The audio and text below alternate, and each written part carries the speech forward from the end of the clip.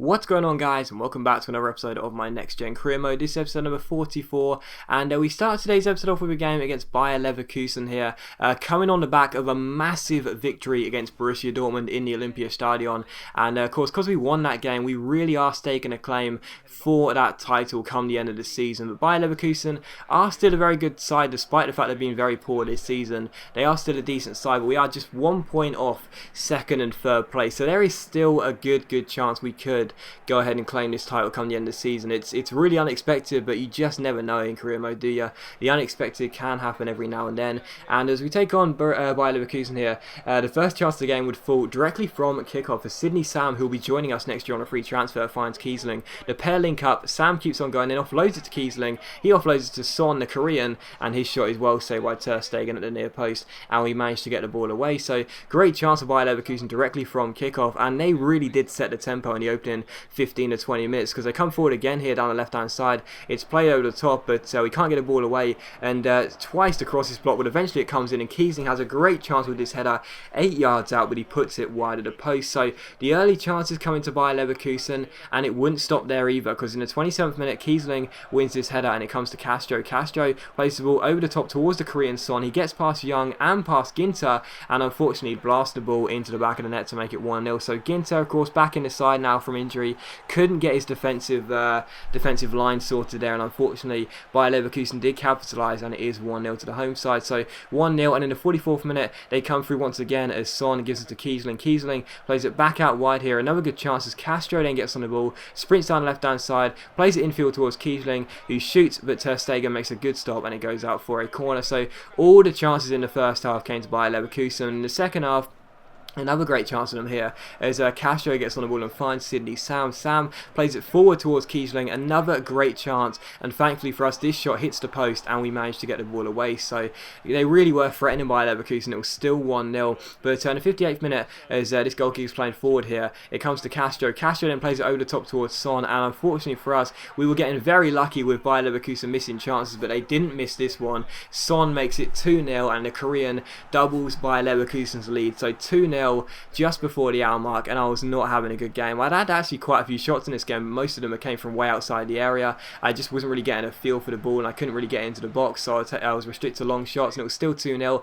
And in the 72nd minute we had a good chance here. Sigurdsson skips past two defenders and shoots, but unfortunately the goalkeeper makes a good stop at his near post to keep the score at 2-0. Good stop by Begovic, and from the corner it is crossed in by Sigurdsson, and the header is won by Robin, and he scores what I believe is his first goal for the club. So Robin makes it 2-1. Possibly a route back into this game, although it's hard enough just to pick the ball up, but Robin does make it 2-1, so possibly a route back into this game here. And in the 84th minute we would have a chance to get ourselves back on equal terms. The ball's played over the top towards the run of Kevin Volland down this right hand side here. He takes on Toprak, gets past him very luckily, and as he takes the shot it's blocked and it's cleared away. We just couldn't seem to break down the defence, but we kept the chance alive. It falls to Schultz. Schultz finds Volland. Volland gets past his man and shoots, but again it is the Bosnian goalkeeper Begovic who pulls off a good save, and the former Stoke and Pompey goalkeeper makes the save, and from the corner it's crossed in towards the head of William Carvalho, but it's cleared off the line by Castro. So we just couldn't score that equalising goal. Unfortunately it's still 2-1, and in the 90th minute here a great chance for Leverkusen to seal it up. Ramos, our former player, gets onto the ball, skips past a couple of defenders, swings it across. Bender goes for the header,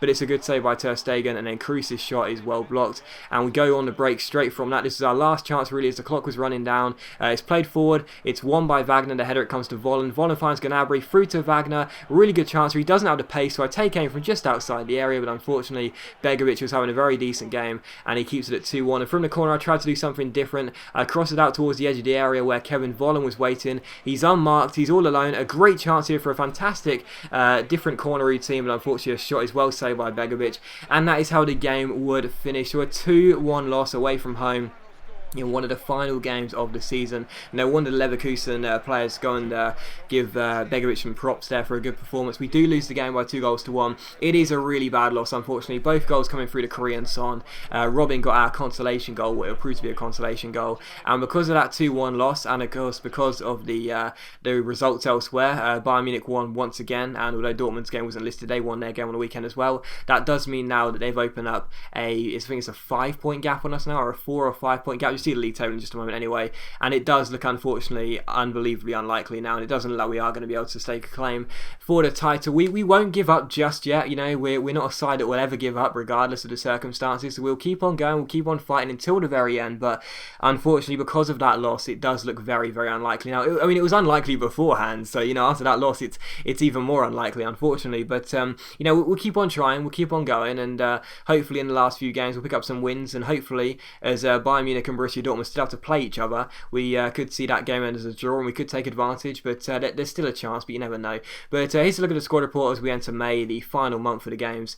Of course, squad reports come out at the start of every single calendar month, as do the full league table, and here's a look at the league table as well. As you can see here, there is a 3-point gap actually by Bayern Munich, and we're also 2 points behind Dortmund in second, so there's still a chance, but because of the goal difference as well, you've got to keep that in mind too. Because of the goal difference, it's very unlikely. You know, we need those teams not to slip up just once, but twice, you know, because like I said, they've got to play each other as well, so you know, we need those teams to slip up twice, so I don't see it happening really, but we'll keep on going, we'll do our best to keep the pressure on them and hope for the best, but it does look as though third place will be the highest we can finish this year, but still, we take on Hanover 96 for the second and final game of today's episodes here. So Hanover featuring Ron Robert-Zieler in the goal, of course he'll be joining us next year, so the two players joining us next year on free transfers in Zieler and Sam were both featured in games here, so we could take a good look at them, and Zieler of course the first choice goalkeeper for Hanover. I was hoping he'd let in a few goals for us, so we'd you know, try and show me that he's loyal to us, who are already thinking about playing his days in a Hertha Berlin jersey.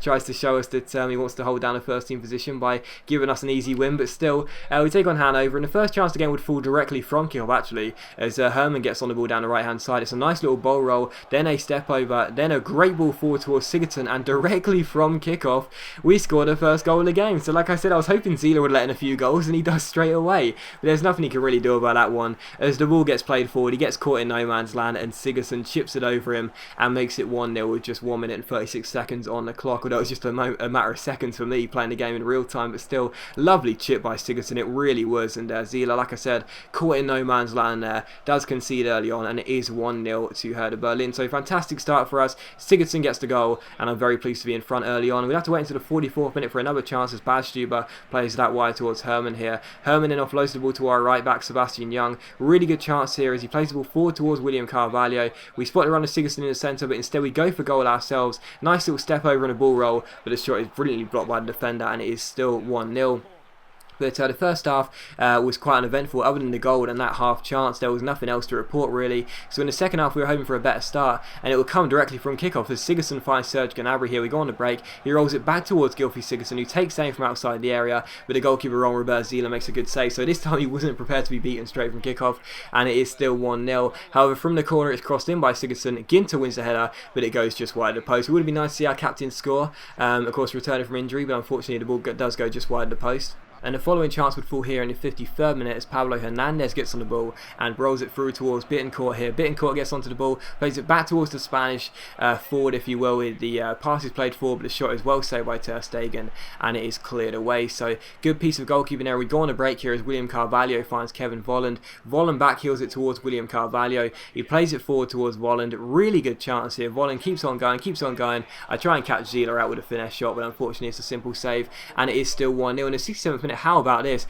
Ron Robert-Zieler just launches the ball forward, and somehow Pablo Hernandez is all alone. Don't know what happened to my defence, but as they get back into formation here, we can't stop the attack, and as Pablo Hernandez rolls it backwards, the shot takes a bit of a deflection off Sebastian Young and creeps into the bottom corner. So in the 69th minute, Hanover get themselves back on level terms, as the goal scorer wanted to celebrate into Kevin Volland's face there. Not very nice, but Hanover do get themselves back on level terms. You can see it's a really cruel deflection. As you can see there, it takes a massive deflection off Young. Well, it's a slight deflection really, but I guess because the direction is quite a big deflection, and it goes into the bottom corner, and it's 1 apiece. So unfortunately for us, Hanover back on level terms. We'd have to wait until the 74th minute for a good chance to get ourselves back in front, as Sigurdsson finds Schmelzer, who finds Serge Gnabry down the left hand side. He takes on his man, beats him with the reverse step over. It's a great cross into the box, and what a header by Herman as well. Fantastic bravery from the wide man. It was a lovely cross by Serge Gnabry though. A fantastic ball into the centre after beating the fullback. Perfect whip, perfect accuracy, perfect trajectory,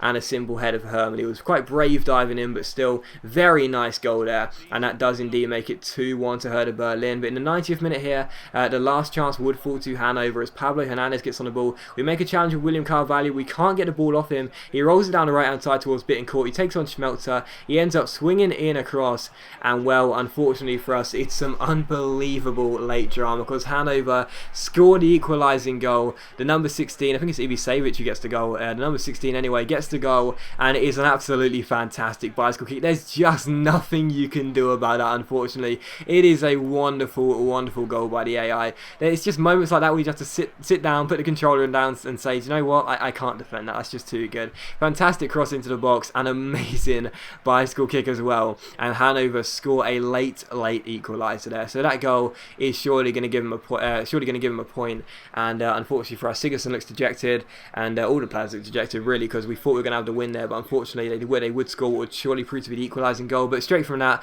I went ultra attacking. I'd have one more chance, so I give the ball to Schultz. Schultz finds Maximilian Meyer, back to Schultz down the left hand side here. He keeps on going, beats Bittencourt, swings it across towards the centre. It's headed up in the air, and Kevin Volland makes it 3-2. So some unbelievable late drama as Hanover score a bicycle kick, or an acrobatic kick at least, in injury time, and then Kevin Volland does one of his own. So incredible late drama, incredible scenes here at the Olympia Stadion. It ain't over till it's over. Never write us off. Play till the final whistle, and that's exactly what we did. So Kevin Volland gets the goal. So glad I signed this guy, and he keeps us in the title race. How we lost that game, title race is all but over, but because of that goal, we just about keep ourselves in the race. And yes, it's very unlikely. Yes, it's probably not going to happen. Yes, we've got like a 1 in 50 chance, but because of that goal, mathematically we are still going to be in the title race. So very, very pleased that Volland would score with basically the last kick of the game. There was me thinking we'd surrendered 2 points late on, but thankfully we did go ahead and claim all 3 thanks to Kevin Volland. And Hanover players must have been so distraught. They really were. But as always guys, a big thank you for watching the video. I really hope you have enjoyed today's episode. If you have enjoyed the episode, please leave a like, because it's much appreciated and it really does help my channel out. And I'll see you for the next episode of my Next Gen Career Mode very soon.